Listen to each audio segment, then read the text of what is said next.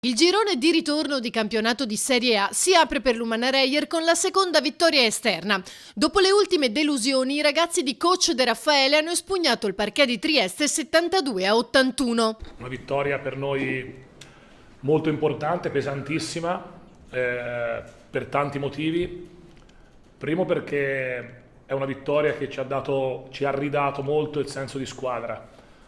Con tanta disponibilità al sacrificio e a aiutarsi tra compagni in una situazione che è diventata poi diciamo di semi-emergenza all'inizio, quando abbiamo avuto defezioni di qualche giocatore, e poi dopo durante la partita, ma ho avuto tante risposte da tanti giocatori con un gruppo coeso che ha giocato e combattuto soprattutto a livello difensivo, cercando di contenere a livello di energia e anche l'entusiasmo che portava dietro a Trieste in questo fantastico palazzetto e con un pubblico meraviglioso. Entusiasmo perché una squadra competitiva, una squadra tosta che ha aggiunto un giocatore di grande qualità, anzi due.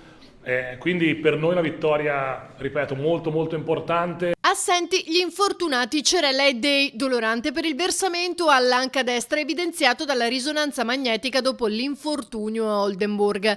De Raffaele ha iniziato con un quintetto inedito composto da Udano, Stone, Tonut, Bramos e Watt. Stasera siamo stati molto bravi a non perdere mai il filo con tutti i giocatori che, ripeto, quelli che sono andati in campo, abbiamo avuto un contributo da tutti. La cosa che mi fa più contento, come al solito, è il fatto che il gruppo ancora una volta ha risposto in una situazione difficile per noi.